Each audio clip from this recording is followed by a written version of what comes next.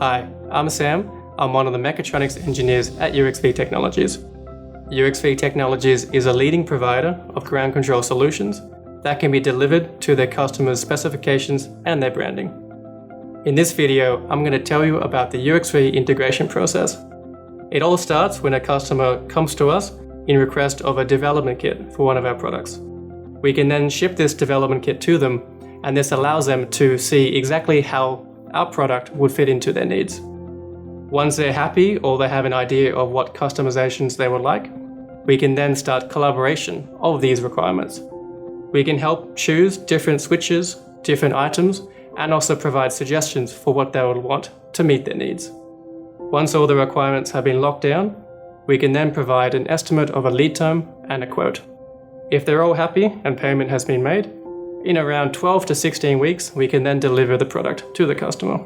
And after that, everyone is happy. If you'd like to know more, please visit us at uxvtechnologies.com.